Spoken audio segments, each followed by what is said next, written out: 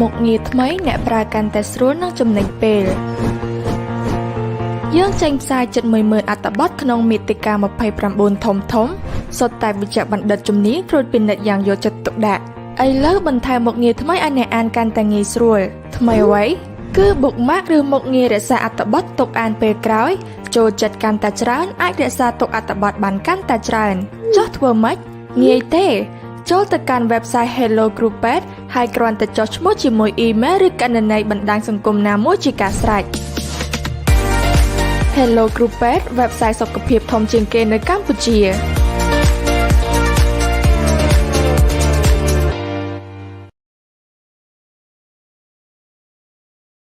Getting health information has never been this easy. With Hello Sehat, Indonesia's most trusted health information is just one click away. Leading the way since 2015 with 37 million monthly page views, 20 million monthly users, 935,000 ranking keywords, 20,000 medically reviewed articles, and 1.5 million social media followers with 90-60% of our traffic being organic and direct. Hello Sehat is committed to create a better health content that will inspire users to be healthier, from articles to videos or social media content.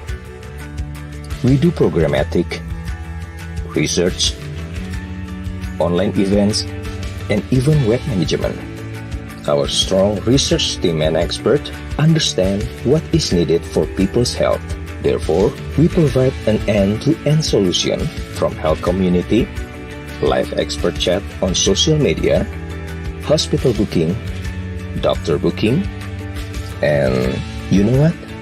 Every communication are carefully crafted through 4 phases of our user health journey.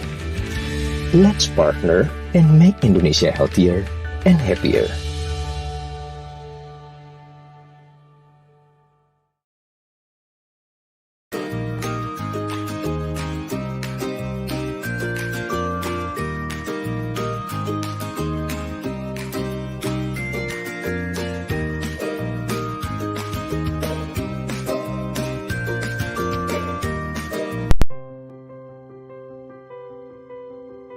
Shift from the fear of COVID to living with it, and that the normal that we know in the past may not be there anymore. When you take a vaccine, you're not doing it only for yourself, but for your loved ones, for the people closest to you, and for the rest of the country. The diseases that these vaccines protect us against are more dangerous than the vaccine. The treatment does not get rid of the virus, but it prevents the virus from weakening your immune system. Kindness is really the currency of our time. It's never a sign of a weakness of one's character. If we want to seek help, if we want to talk to someone. Number 1, you can get cured. Number 2, it's not your fault that you have this disease.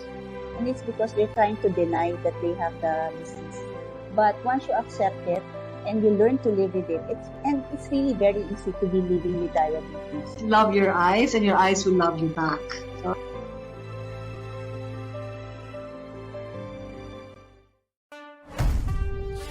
Patuloy pa rin ang laban natin sa COVID-19. And together, we can beat the solution. B. Bawal walang mask. I. Isanitize sa mga kamay. Iwas hawak sa mga bagay.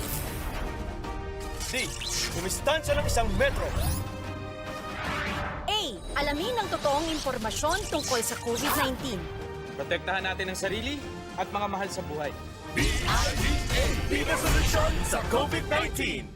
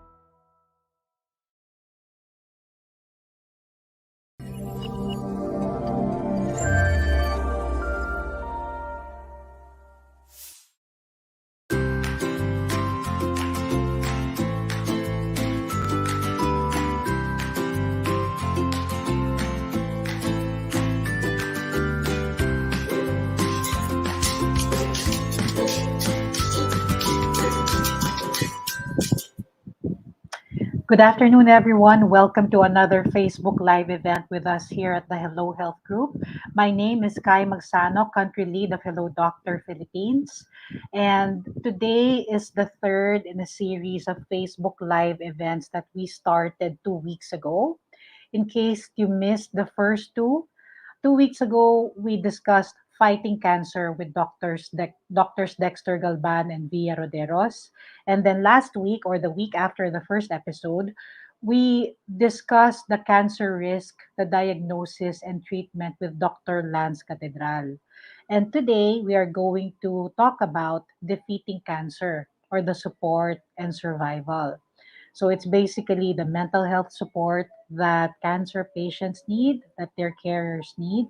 And later, when you hear the story of our guest, one of our guests here, um, even those who survive cancer, they still need support. And we're going to maybe discuss why and how we as carers or family members, loved ones or friends, how we can help. Okay, pardon, I hear some sirens in the background. Baka po naririnig ninyo, my apologies. So before we introduce our guests, I'd like to call in my co-hosts for today. They're always here to support me every time I have a crazy idea for a Facebook Live. First is the editor-in-chief of Hello Sehat in Indonesia, Rahmadin Ismail. Hello, Madin. Hi, how are you? How are you? I'm Is that good. I'm is good. that a real backdrop or Yeah, okay? yeah. I decided to put my real background uh, in the cafe just for this live event, right? Because yeah, I'm excited. Yeah, I'm excited. yeah. Thank you, Madin. Another co-host that we have today. She's returning after she missed last week's episode. Marketing manager of Hello Kunmor in Thailand, Peach Sokolaban. Peach, are you here? Hello. See you again, Kai. How are you? Hi. Nice. Hi. Hi, It's Paige. always Sorry, nice. I decided to use their Hello Hello group background. No worries. That's okay. That's okay. My system is not sophisticated enough to use a virtual background. That's why I can't use it. So before we forget, this Facebook Live is also being streamed on the Facebook pages of Alaga Health, Experto PlayLabs, Hello Sehat on Facebook, Hello Kunmor's Facebook page, Hello Krupet in Cambodia, and Hello Doctor in Malaysia. So thank you, Chip Chet and Vicky Yong of Cambodia and Malaysia for always giving your support to us every time we have a Facebook Live. Before we introduce our guests, I'd like to know how do you guys feel? This is the third Facebook Live, and then we started with how to how to how to fight cancer, right? How to avoid it. What are the lifestyle changes we need to make, the food choices we need to make, and then after that, we decided to look the enemy straight in the eye and understand it, so we understand how it gets diagnosed and how it gets treated. But today is all about I know this is how Madden wants it to be, right? It's not a sad episode. It's not a heavy. It's full of hope. How do you guys feel about today's episode? Okay, I'll let me first, right? Mhm. I feels like this is the part where uh, I think one of the important phase of cancer, right? When we try to get support system, when we Mm. try to support each other, and then give um, the patients about how they can live with it. I mean, how we can encourage them to keep the treatment. I mean, that's probably one of the important phase when we try to deal with cancer. So I think everyone should know about this, and then it is important to having this conversation, especially I heard that we have a special guest, Mhm. the survivor. I think it's Mhm. important to understand the stories, the struggle, and the hope, like you mentioned. So I think Mhm. I'm really excited to understand the stories about this. So thank you for making this happen, Kai, and the team. No worries, Madden. Not possible without your support too. How about you, Peach? What are you looking forward to today? Yeah, for for this session today. So I thank you, appreciate that you invite to me every session that I join with you. So all of the information that some topic that I really don't understand what kind of the treatment, how it's going to be, how to kill, how to prevent this cancer, and this session is about the support and how to survive with this cancer. So I'm keen to know more from our expert and from our doctor. So this I'm looking for in this session, and I can collaborate with our team and our audience in Thailand to know more about this thing. Thank you Yeah, so much. I know for both of us, Peach especially, this is quite personal, right? The topic of cancer is quite personal. So Peach and I are both for carers of cancer patients. Before we introduce our guests, we'd like to thank Alaga Health and Experto PlayLabs. Alana, who's backstage. Last week it was Shane, and the week before that it was Doc Dex and Doc Via. So thank you so much for supporting the Facebook Live events of Hello Health, the Hello Health group. Okay, let me call in our guest. The first, of course, is our psychiatrist. We had her last year. You saw her in the video loop before we started airing when she spoke about the mental health impact of COVID with us. Dr. Joan May G. PEREZ-RIFAREAL had her residency training in psychiatry at the UP-PGH and served as the chief resident after her training. She obtained her fellowship training in consultation liaison psychiatry at Tan Tock Seng Hospital in Singapore. She topped both the written and oral Diplomate examinations given by the Philippine Board of Psychiatry in 2009 and 2010, respectively, and was conferred as Fellow of the PPA in 2014. In 2016, she served as a member of the Board of Directors of the PPA as the PRO. As a strong advocate on mental health, she has appeared on various TV and teleradio shows on ABS-CBN and DZMM Teleradio, GMA, and DZBB Super Radio, TV5 and Radio 5, PTV4, 1PH, and CNN Philippines to discuss on a wide array of topics on mental health. She also had speaking engagements and won awards for her works in psychiatry, both nationally and internationally. Sorry, my left eye is getting irritated. Um, she is currently the residency training officer of the Department of Psychiatry at the Veterans Memorial Medical Center. Doc Joan is also active in the academe as a faculty member of the Ateneo School of Medicine and Public Health and Health Sciences program of the Ateneo de Manila University. Please welcome Doc Joan Refarial. Hello, good afternoon, Kai. Good afternoon, Peach. Good afternoon, Madin, and to everyone who is watching or listening to us this afternoon. How are you, Madin? It's nice to see you again. Of course, Peach. I think Hi. it's my first Hi, time to Doc. meet Peach. Hello, hello. Hello. Thank you very much for Always, having me. always excited when we met you. I mean, you always give us a very positive energy and positive vibes. Thank I you. always love to do this. Right? Thank you, thank you. Fresh from her shift at the Veterans Memorial Medical Center. That's Correct. Doc Joan and her energy. Correct. I just got home. Thank you, thank you. Doc Joan, after that Facebook Live where you shared with us your tip about always having a banana with you everywhere, Yes. right? Yeah. I've been having a banana aside from my apple every day. So thank you so much That's for good. that. Yes. Okay, Thank you, thank you. thank you. So our next guest is a survivor of ovarian cancer. Ovarian cancer is usually not detected until the stage is quite advanced. So Ria's story can really inspire a lot of us. We don't necessarily have to wait for symptoms, okay? Ria is actually a court attorney with the Supreme Court of the Philippines. She's also a mother to a wonderful 11-year-old girl, and she has been cancer free since 2016. Please welcome attorney Ria Berbano-Ablan. Hi, Ria. Hi, Kai. Just call me Ria. Hi, Madden. Hi, Peach. Hi, Dr. Joan. Hello. Okay, I think just to get the discussion started, I'll ask the first question. Doc Joan, when we think of cancer, we think about, maybe a person having, a low immunity at a certain point, and then the cancer cells took advantage of that, right? Correct. What is the relationship between mental health and immunity?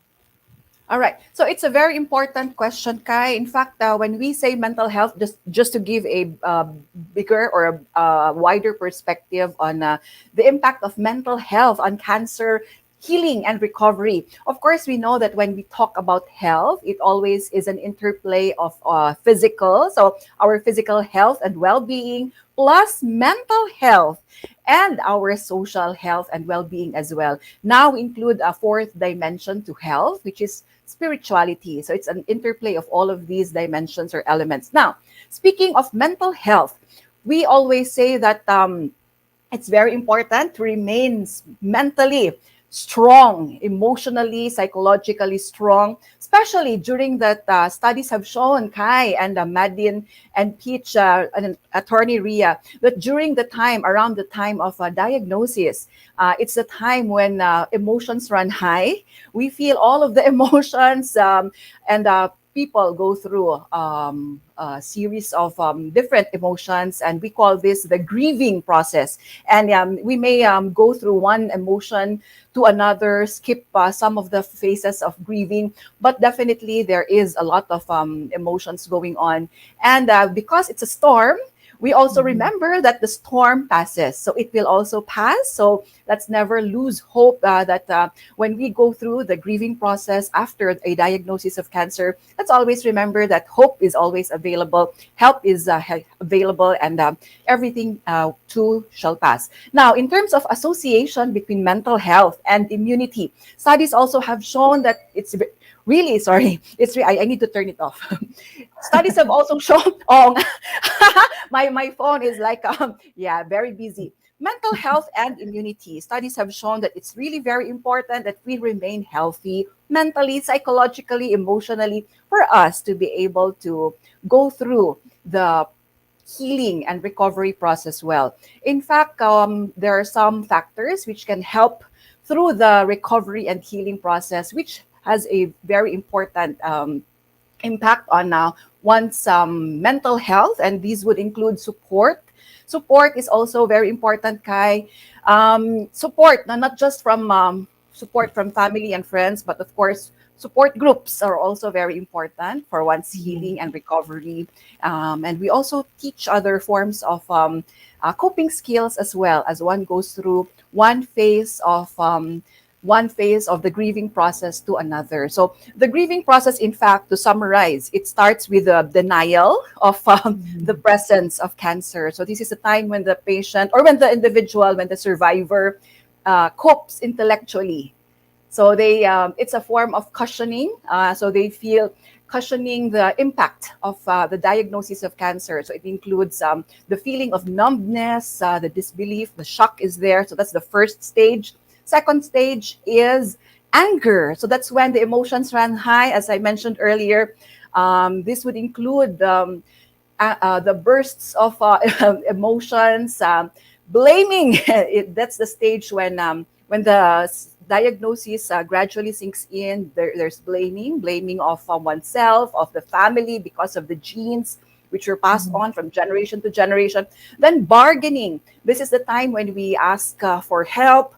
We bargain that maybe if I do this, that I get well, or my loved one will get well if I do this or do that. And then comes the depression part. So when we feel depressed, there's that feeling of isolation wherein we feel lonely. We feel that we want to be on our own to help us process or go through the emotions. And lastly is the acceptance phase, when we are able to work through the emotions or through the process. So really, again, all of these emotions are all normal. So I would like to emphasize and reassure all of our survivors that all of these emotions are normal reactions, and we may move from one emotion to another during the time of healing and during this grieving process. And what's important is the support available to help us go through the process. And our internal coping skills as well. Thanks, Doc Joan. I think, of course, we're getting close to asking Attorney Ria to share her story. But before we do, Doc Joan, one last question from me. When in real life, when people hear the word cancer, right, or even the word cancer screening, for example, we immediately equate this to death sentence, quote unquote. Huh? I think on one hand, it might be because of the media, how we see it portrayed in television dramas and in the movies. But what is the scientific explanation why people react that way? Why do people immediately feel that way when they hear the word or the diagnosis? Yes, we need to understand that then when someone receives a diagnosis of cancer, there is that feeling of lack of control, losing control over something, over our own bodies, our functionality. We become dependent, for example, on medical visits, doctor's appointments. We become dependent on machines, surgeries, treatments, chemotherapy. So there is that feeling of losing control over our body, our bodily functions. And also there is that feeling of uncertainty. And this uncertainty, in fact, may raise our emotions of fear. So there's that fear, feeling scared, the uncertainty about what ifs, the questions about what ifs, what will happen tomorrow, the next day, how am I going to go through the diagnosis and treatment process. So there is a lot of uncertainty there, and these uncertainties may cause us to feel the stress, anxiety, worry, overthinking is very common, especially around the time of diagnosis.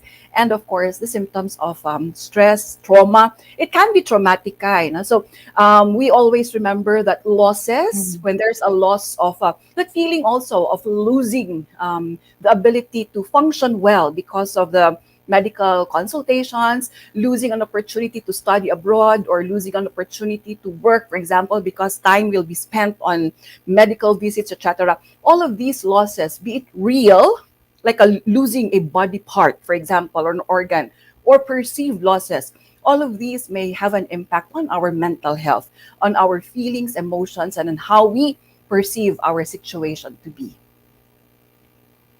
Thank you, Doc Joan. So I guess I'll pass the floor on to Madin. Thank you, Kai. I have a question for Ria. Can you walk us through how you process when you heard for the first time that you've been diagnosed with cancer, and then how do you process it until, like Doc John already mentioned about the staging? Is this the same process with the theory, or you have another way, or you jump into the acceptance process probably? Can you walk us through on the way you process it? Thank you. All right. Thank you, Madden. Actually, when Doc Joan was explaining all these, I was like having a check mark in my brain, thinking that, oh yeah, I went through that. Oh yes, I went through that. So I was actually feeling those stages that Doc Joan explained to us. Well, when I found out, actually, I found out that I had cancer. I was already in the hospital. I went in the hospital for an entirely different matter. So I had a fever, and then they can't tell where it's originating from. And then eventually, after all these series of tests and days in the hospital, that's when they discovered that it's I have cancer in my ovary. And while they removed it, there's still much to be done.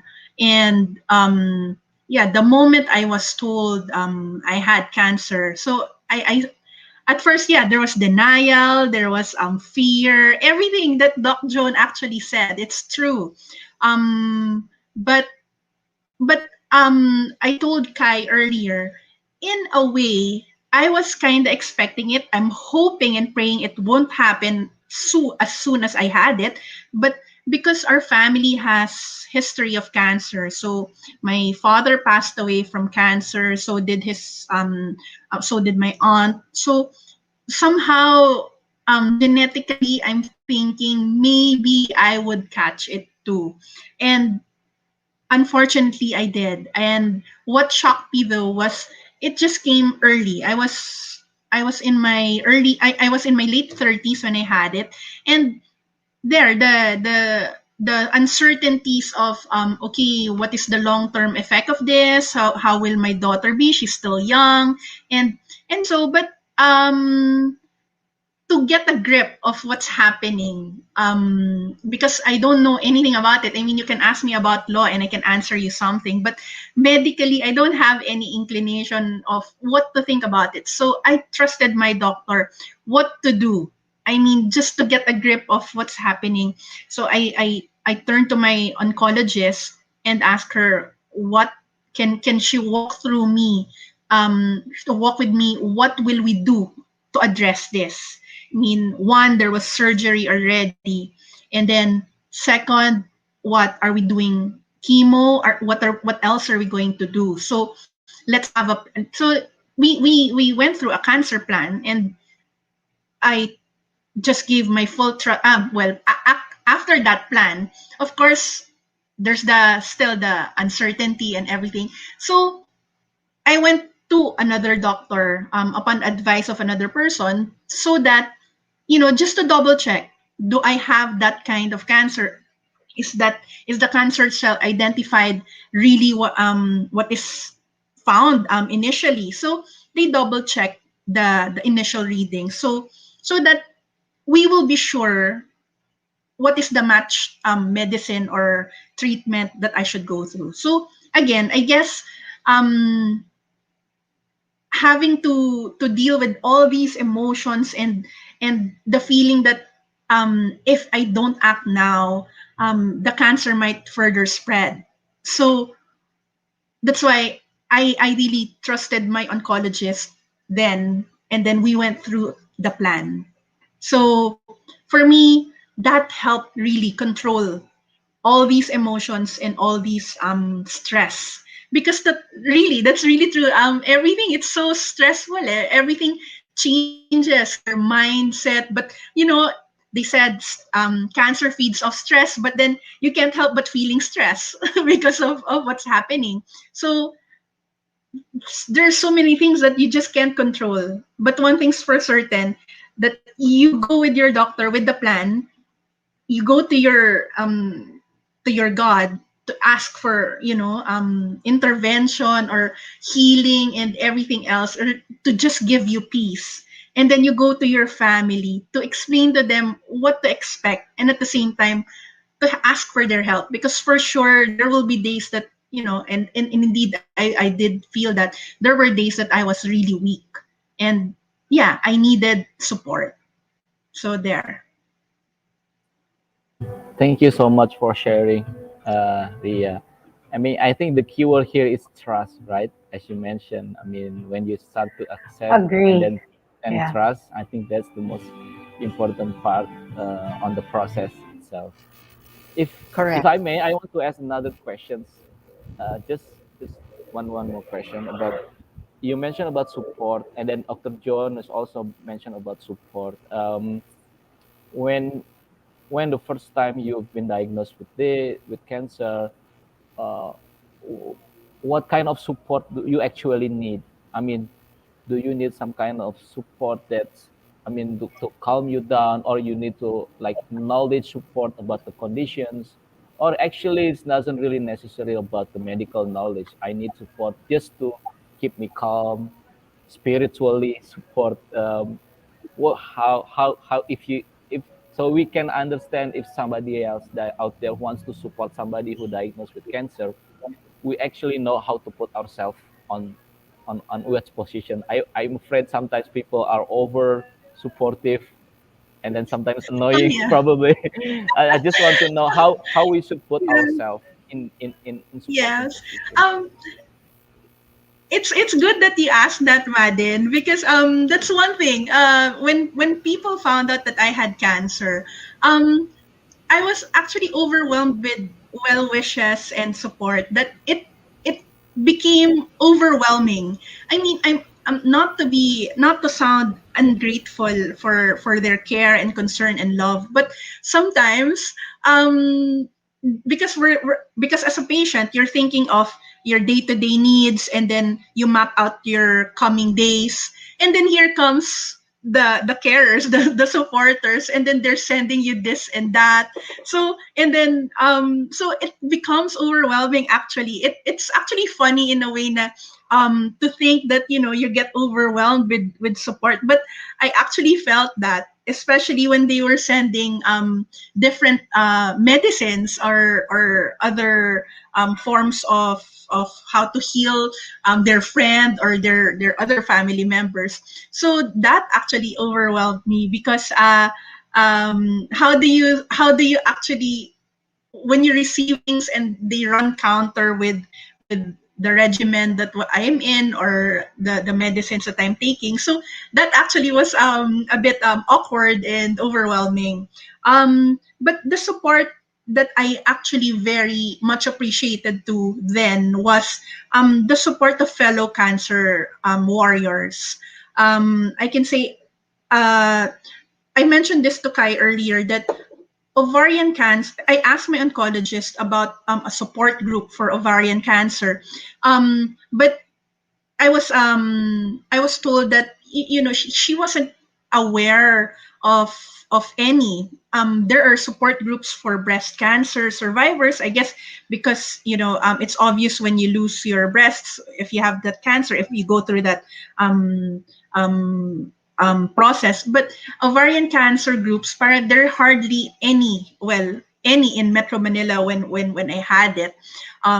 So I turned. It's just, I guess I was just blessed that other cancer survivors reached out to me and explained to me when they were going through chemo, they were feeling this and that, and sharing of that experience, sharing what they felt, and that helped comfort me to know that okay, I can expect that, and whatever, when I felt that, it's normal, because someone who has gone through maybe similar treatment felt the same.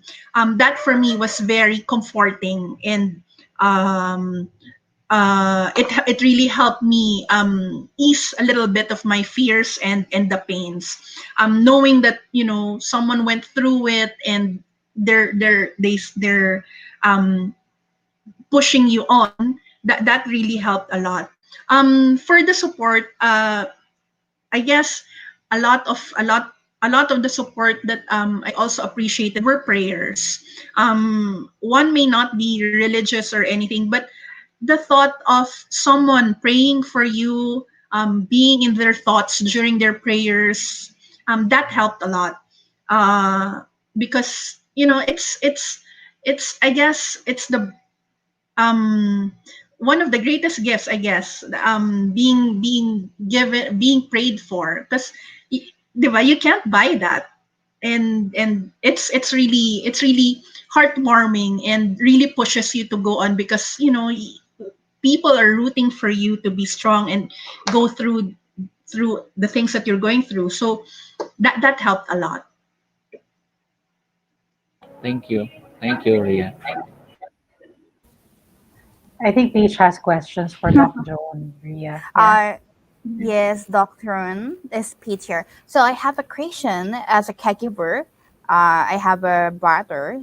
He is my cousin. He has a brain tumor, and now is expecting to become like a brain cancer. So he refused to take the treatment from the doctor. So in terms of the doctor and my caregiver, I would like to, I saw that, his state of the symptom is going worse. And I would like to encourage him going back to the hospital and do their treatment system. How would we encourage the patient?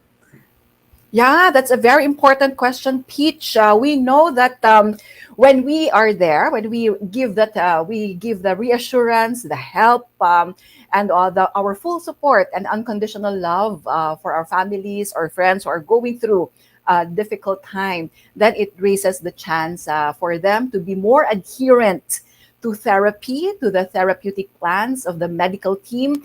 And of course, studies have also shown that with support, it boosts their motivation to be adherent, to remain adherent, or with a treatment plan, follow doctor's orders, follow the treatment protocols, and it also helps lessen their stress, their anxiety about over what's happening. So it's really important also to let your loved one know, your relative know, that you will always be there to give him that unconditional love and support, and that at any time you will always be ready to accompany him for his medical appointments, for his treatments, for any surgeries that may be planned for him.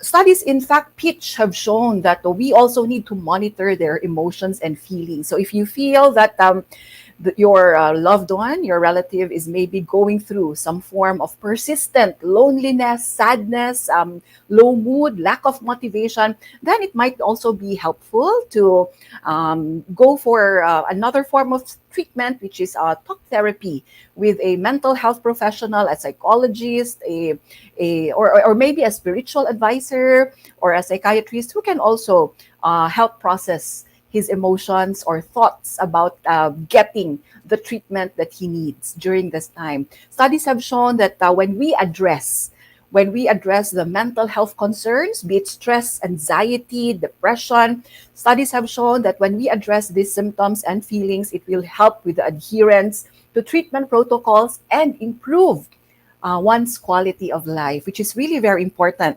Sometimes they say, according to studies, happiness, in fact, now when an individual, when a survivor feels happy and supported, it raises their survivor level or capacity of being there is an impact on their survival rates. So it's really important that we remain supportive, and the love and care should always be there for our loved ones.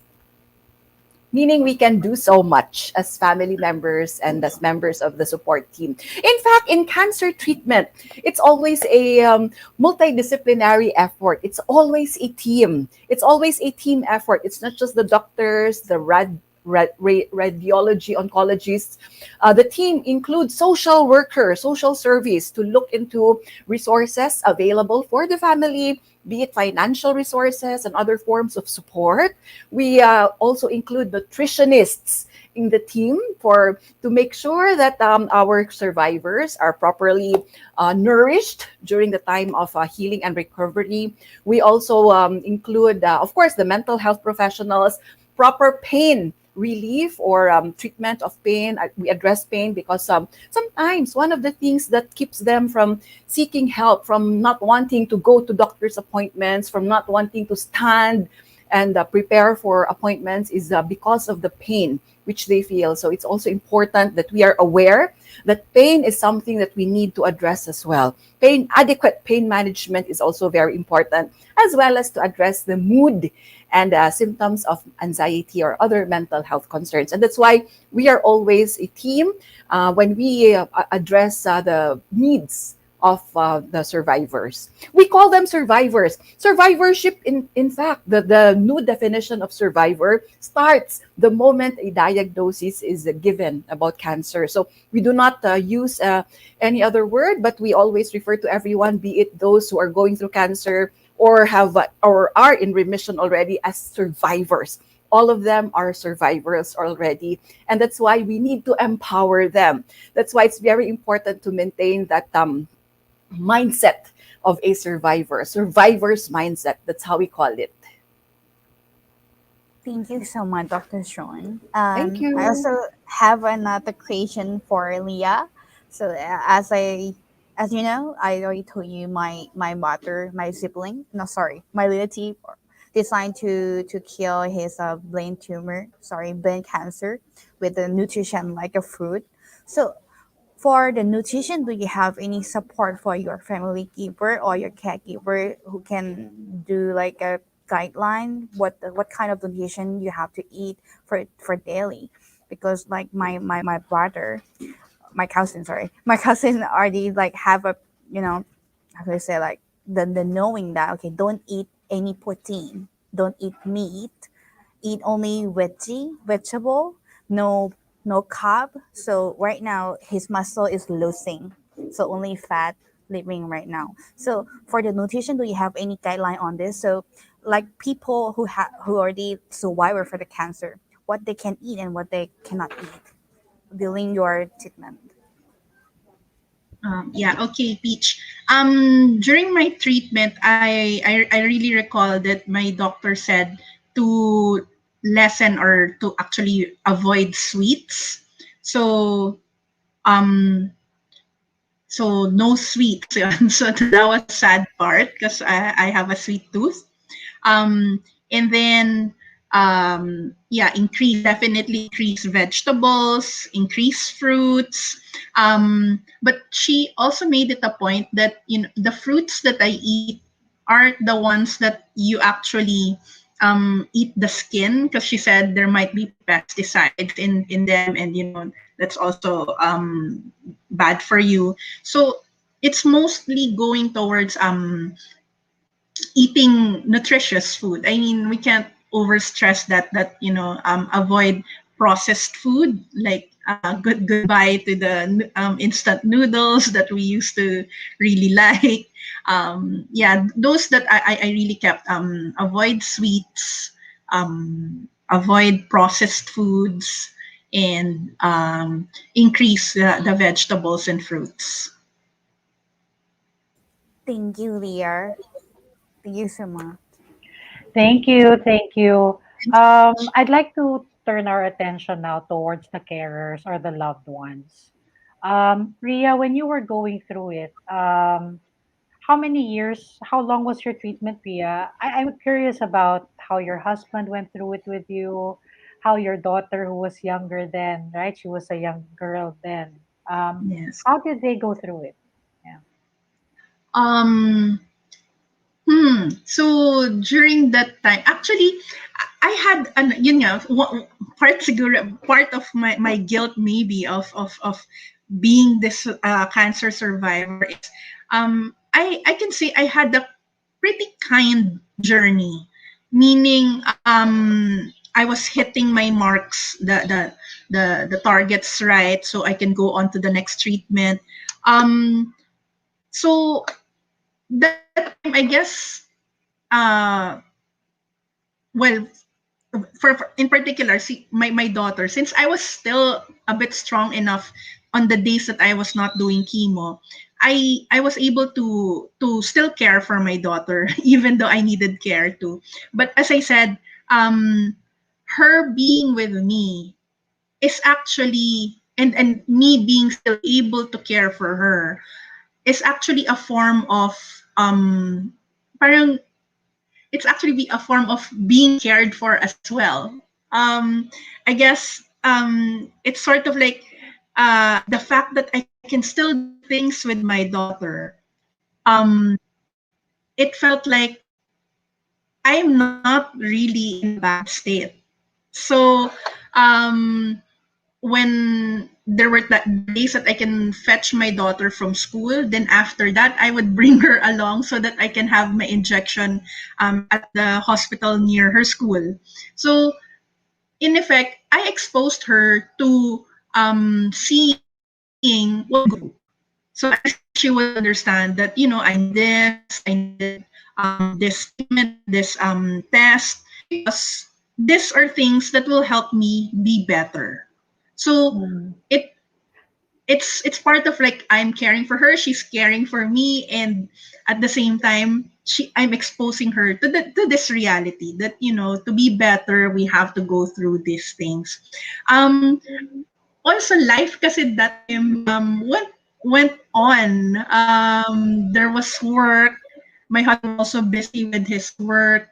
So well, I guess it's just really, it became a parang work also became a therapy. The fact that there is still something that you can do, then it eases you that part I still have control. It gets frustrating because there are really days that I get so tired and really in pain, but I guess it's a give and take. There are days that you win and you can control things, and then there are days that you can't. So that's when I turn to okay, to my daughter, I just need a hug today, and I can't get up, so please just hug me.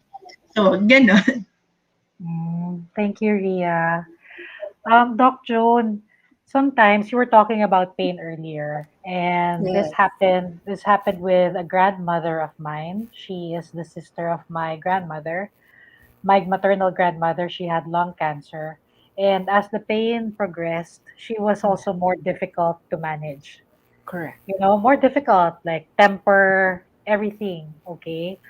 How can carers not lose their own temper? Because carers are humans too, right? And they're feeling this a level, a form of stress also. If you can give us tips that carers can do, carers who are watching here, living with cancer survivors, we call them survivors. But what can they do? Maybe practical tips, Doc Joan. Yeah. Yeah. Yes, it's also very important, Kai, that we care. We also care for the carers because, of course, they play a very significant and important role in terms of the delivery of overall care and for the survivors. So, which means that for all of the carers, it's really important to acknowledge your emotions. If you feel that you're feeling the frustration, exhaustion, fatigue from caring for your loved one who is going through pain or going through the process of healing and recovery from cancer, make sure that you also get help. Now is the time really to work together. If you have other members of the family or relatives who can maybe take over some of the roles that you do, and to, of course, allow you to have some me time, please do that. What's really important for the carers is to remember that we cannot pour from an empty cup, which means that we need to take good care of ourselves first, so that when our cups runneth over, then we can extend help. We can be more compassionate and empathic towards our loved ones who are going through these very challenging and difficult times. So as carers, if you feel that you need to rest and for someone to take over, then please do that. Ask help. It's never a sign of weakness to ask for help from your fellow family members who can maybe temporarily take over some of the tasks, and also do the things which make you feel good and happy. Of course, regain that strength always if you need some time to sleep, eat. So, and please acknowledge that as carers, as caregivers, we may also go through the emotions I mentioned earlier, which are part of the grieving process as well, because carers also go through similar emotions, and it's really important that we acknowledge that so that we avoid caregiver burnout, compassion fatigue, which are really very true phenomena, and they may happen. So it's important to recognize symptoms of compassion fatigue, like feeling detached from your role, feeling frustrated, exhausted. There's that apathy already. We lack the concern, and address it immediately so that it doesn't affect the quality of care that we give to our loved ones. Okay, Doc Joan, just to follow up on that, Yes. it might be because culturally, right? Yes. Not sure about in Indonesia and Thailand, but if Mhm. a family member, a loved one of mine is not well, Yes. we tend to feel guilty about making ourselves feel good. You know what I mean, Doc? There's that Yeah. guilt. There's that guilt. Then speaking of guilt, I think I also want to take this chance for maybe Ria. You have a question. You have a question for Doc Joan, right? On the subject of guilt. Mm. Yeah. Yeah, sure. Uh-huh. Yes, actually. May I, Kai? Can I ask Of course, of course. Can I take this Yeah. opportunity to ask? Yeah. So in one of our conversations with Kai, actually I told her, I actually didn't tell, haven't told anyone, well, not many people, about this. So yes, I'm a cancer survivor, because especially I've been in remission for 5 years. So being a survivor, of course, some people who are undergoing the same journey are asking me this and that. So the moment I noticed that the moment some people get to know that they have their cancer, so they go to me and ask also my journey and what I did and everything.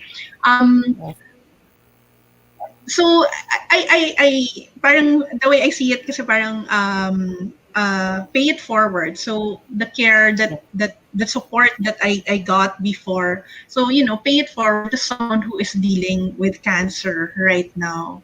But that's why Doc Joan, you said survivor, di ba? I actually want to call it warrior kasi the survivor, it's actually making me a bit guilty for surviving because some of those who cared for me, those who shared their experience to me, some of them didn't make it, and some who asked how my journey was, and those who I helped through their pains, some also didn't make it.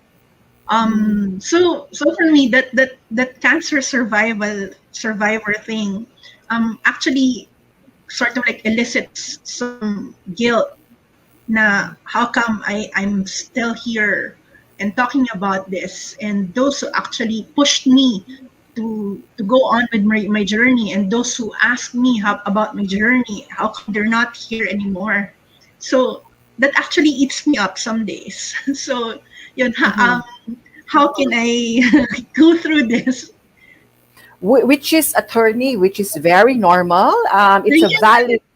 It's a valid emotion. We call it survivor's guilt. There is such a concept, a survivor's guilt, and it's very common. It's natural and it's a very valid emotion. But I know now you've done your part. You mentioned that you were also in your support system, in your support group. You also did your part in terms of helping your other members of the support group. So I'm sure that you gave it your best, and this is something that it's, again, as mentioned earlier, there are really things beyond our control.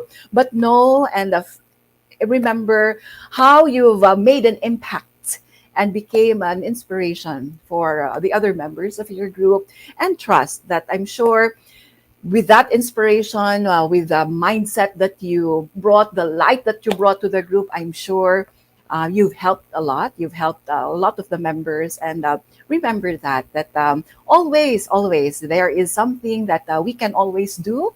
Pay it forward. In fact, some do volunteer work as well and give talks about their journey, recovery. And we might not know it, attorney, but I'm sure you've inspired a lot and helped a lot of people along the way. Thank you, Dr. Joan. I hope so. I really hope so. Yes. In fact, attorney, for some, I agree. They call themselves as warriors, survivors, and victorious. Yeah, those are some of the terms that I've been hearing from those under my care. They call themselves as victorious warriors. They are continuously in the process of reaching out, helping others, being an instrument to inspire others, that help to not lose hope, and that help is always available. Support groups are in fact very important because it reduces stress, it helps improve adherence to treatment, and I'm sure you've done so much for your friends, for the other members of the group. So remember how you've touched their lives, attorney, and I'm sure you've really made an impact. Thank you, Dr. Joan. Ria la lang, it's okay. Yes, hi, Ria. Yeah. Madin, you have a question. Yeah, I have one last question for Ria. I'm really inspired by her story, and then I just want to know, because you mentioned about survivor's guilt, I just wants to learn from you, what makes cancer, what is the impact of cancer to your life, how it changed you? Is there any learn that you can share? I know difficult things sometimes make us better, sometimes, but that's why I want to learn from you about how it's actually those difficult situations makes you a better person. Can you share with us? Thank you, Madden. I'm actually, well, to be candid about it, I'm actually still trying to be that better person because, yeah, I don't know, I don't know if I'm the right person to say that, I'm better, I'm a better person because of it. Because as I said, I felt guilt after that. But, I guess one of the many things that, this cancer has taught me is, yeah, I'm always a control freak, but yeah, there are so many things that we can't control. And we just have to be, I mean, me particularly, I have to be grateful that um there are there are things to be grateful for. um i I had cancer when I actually, the way I'm seeing it now is, I used to question why I had cancer when I was young, thinking that, oh no, it might repeat and everything. But now I'm thinking maybe I had cancer young because it's so difficult to have cancer now during the time of COVID. It's so hard to get healthcare while our hospitals are full. So I'm in the process of doing that, trying to look at the better thing, to be grateful. I mean, I'm trying to really see the cancer as it was just a hiccup, and it happened because there are better things. So it happened because it was a time I needed to be with my daughter to help her in her studies. So maybe that, thinking that, instead of wallowing in pity and suffering, always just think that there was a reason, and that reason is for something good, for something better. So there. Thank you for sharing. And I have this background song that really really fits I was the always conversation. mine. So thank you for sharing, Ria. Really appreciate it. You're Thank you for welcome, the music, Madden. Madden. Yeah. We do have one last question here for Doc Joan. This is from Kathleen of the Hello Doctor team. Doc Yes, sure. Joan, how can carers show empathy or compassion to their loved Yes. ones who are battling cancer without making them feel pitied? Oh, yeah, that's a very important question. Yes, Kathleen, it's a very good question. What we can do is, of course, give them, empower them, make them feel that they are always part in the decision-making process in terms of coming up with the best treatment options for them. Let them participate in the decision. Very crucial. It's very crucial to let them participate in the decision-making process, include them in all of the discussions with the doctor. And of course, if they can, then of course we can always support them if they plan to take courses online while going through the recovering healing process, or go to work if they can. Then of course, let's support and let's celebrate life, and just give them that the support, the understanding, compassion, and let them know that anything they can do anything. It is never. Again, it's a temporary state, and this challenging state will also pass, and definitely they can do so much. A diagnosis of cancer shouldn't define who the individual or the survivor is. So let's go beyond the labels and the diagnoses, and know that we can together we can do so much, especially for our loved ones who are going through the healing, going through the healing and recovery process. Let's go beyond the labels and diagnoses. We are more than that. Oh my gosh, what a nice way to end the episode and the series. Okay, before we ask Ria for your final message to our viewers, maybe they are patients, maybe they are carers, and also Doc Joan, your message before we ask you, Madeline and Peach, what are your takeaways from today's episode? What are you bringing with you? Mhm. I'm learning a lot from Dr. John and Ria, especially about how how we cope with the situation. So I think this is the best learning that I had. I mean, during our conversation about cancer specifically, basically the trust, the acceptance, and then sometimes we need to also accept the guilt. But at the same time, you will also you see the brightness inside of that, right? Like Ria mentioned about there is some changes that happen, and then I mean that's life.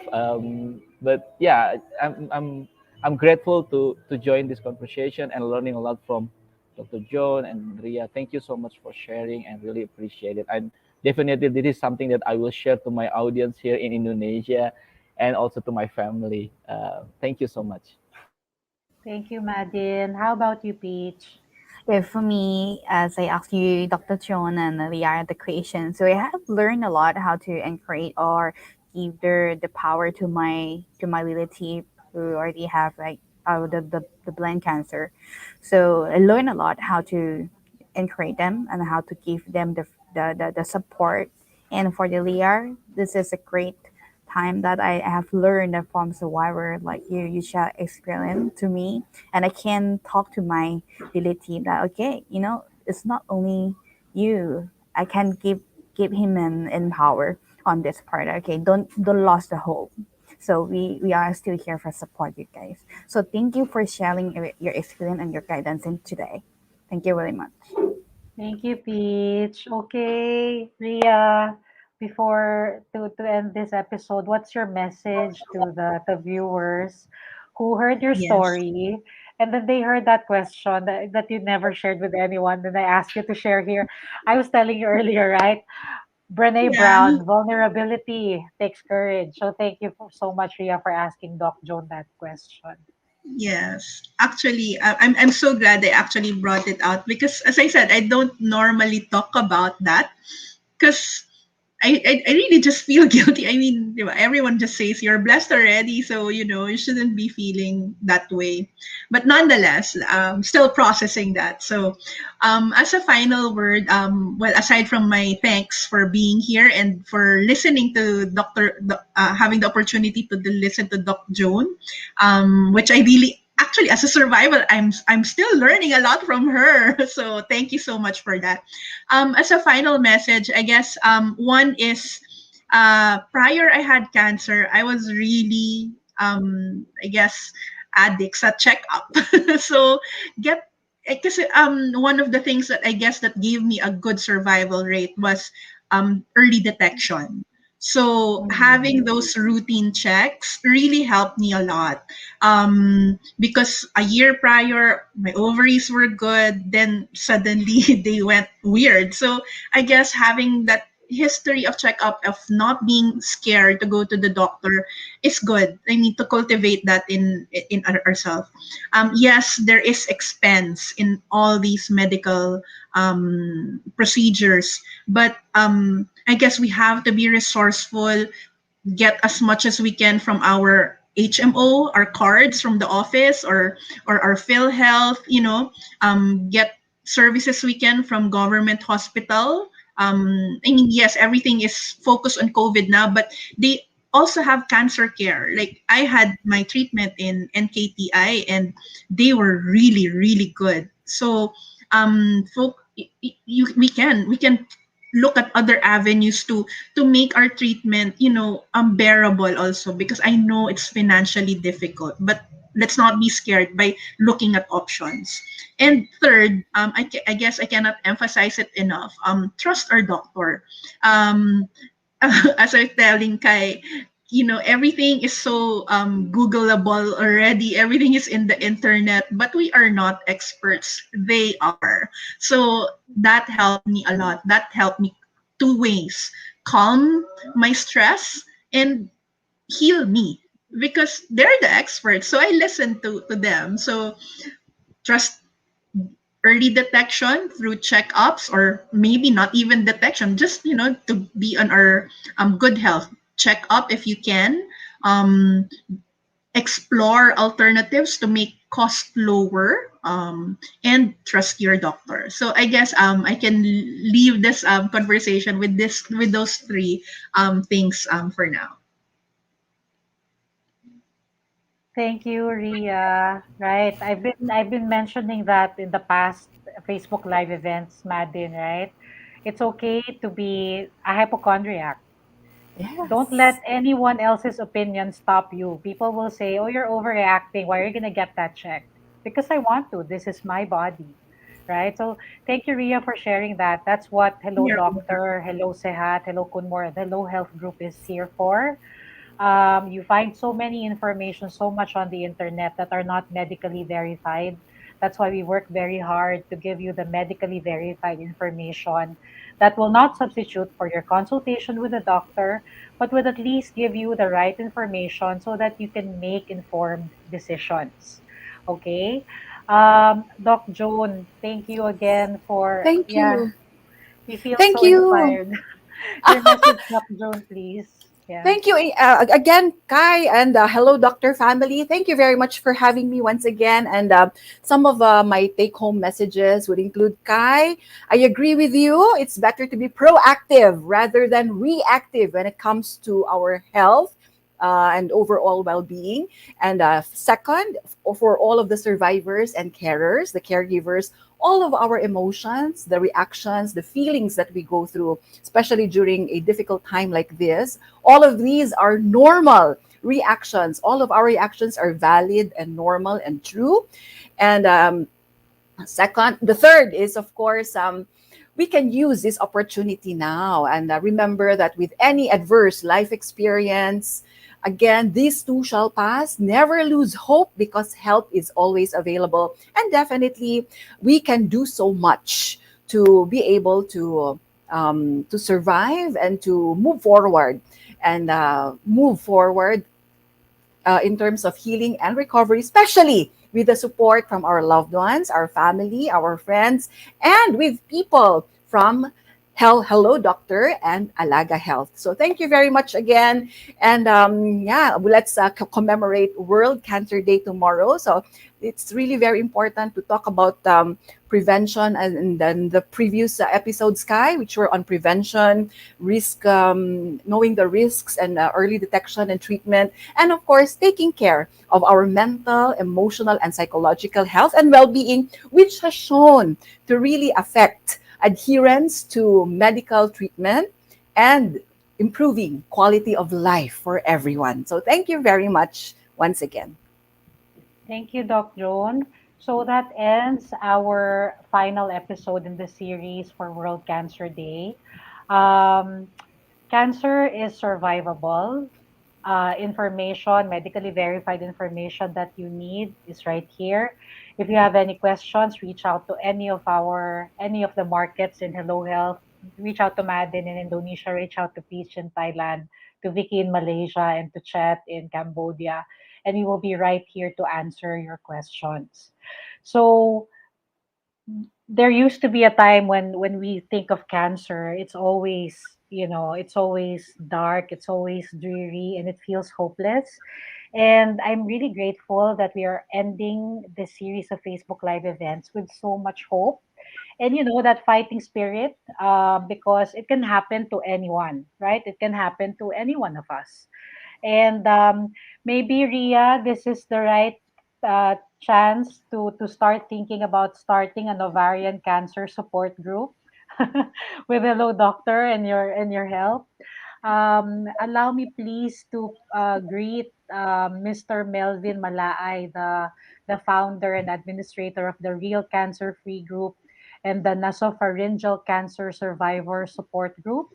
In the plan in Hello Health, the communities were supposed to arrive in Hello Doctor in July, but because of these support groups who are willing to work with us, they're arriving this Feb. So I don't know how much work that will entail. Madden is here to support me and Peach. So until then, tomorrow is World Cancer Day. Please watch the previous episodes, rewatch this one, and please share to anyone that can benefit from it. Thank you so much for watching. Until then, this has been Kai Magsanok. Thank you and be well. Thank Bye-bye. you. Bye. Thank you. Thank you. Thank you.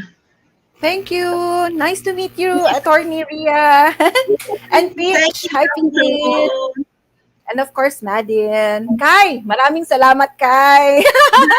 Yung energy ni Doc, I'm so happy. Sobrang saya. Grabe, Kai. Very inspiring. Your story is really very inspiring, Kai. Grabe. So I hope that you have more platforms wherein you can share your story because it definitely can help a lot. Not just for those with ovarian cancer, but for everyone who is struggling with any form of cancer diagnosis now. Yeah. Thank you very much. Thank you. Thank you, Peach. Thank you, Matt. Bye.